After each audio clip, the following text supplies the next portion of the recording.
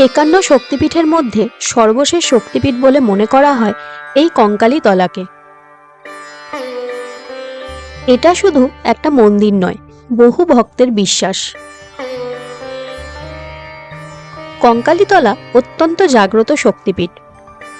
কথিত আছে এখানেই দেবীর কাঁখাল অর্থাৎ কোমরের অংশটি পতিত হয়েছিল। কঙ্কালীতলার একদম কাছেই রয়েছে কঙ্কালীতলা মহাশ্মশান, যেখানে আজও তন্ত্র সাধনা করা হয়, যে কারণে এই কঙ্কালীতলাকে শক্তিপীঠও বলা হয়ে থাকে। এইখানের পবিত্র কুণ্ডটির নাম সতীকুণ্ড। বিশ্বাস করা হয় এই কুণ্ডটির মধ্যেই দেবীর পতিত অংশটি পাথরের আকারে নিমজ্জিত রয়েছে। এই পাথর খণ্ডগুলি 12 বছর পর পর তুলে পুজো করে পুনরায় এই কুণ্ডে নিমজ্জিত করা হয়।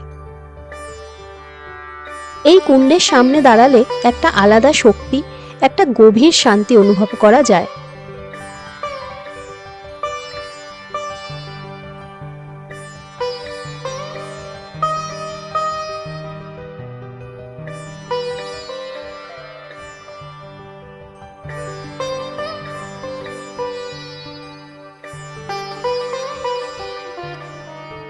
সোনাঝুরির হাটের মতন এই কঙ্কালীতলা মন্দিরের পাশেও প্রত্যেক শনিবার ও রবিবার হাট বসে।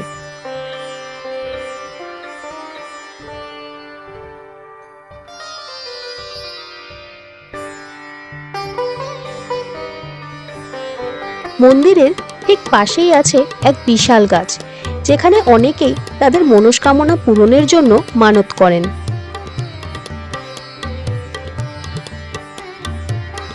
মন্দিরের পিছনেই রান্না হয় মায়ের জন্য ভোগ। এইখানে ভোগ গ্রহণের সুবন্দোবস্ত আছে।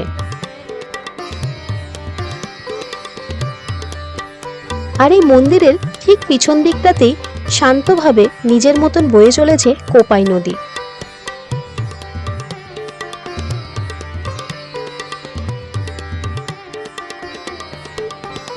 এই কোপাই নদীর পাশেই এখন প্রতিদিন আয়োজন করা হয় সন্ধ্যা আরতির।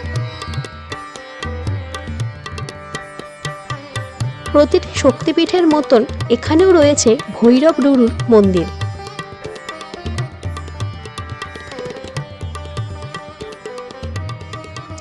সম্পূর্ণ ব্লগটি নিচে লিংক করা থাকলো, না দেখে থাকলে অবশ্যই দেখে নেবেন।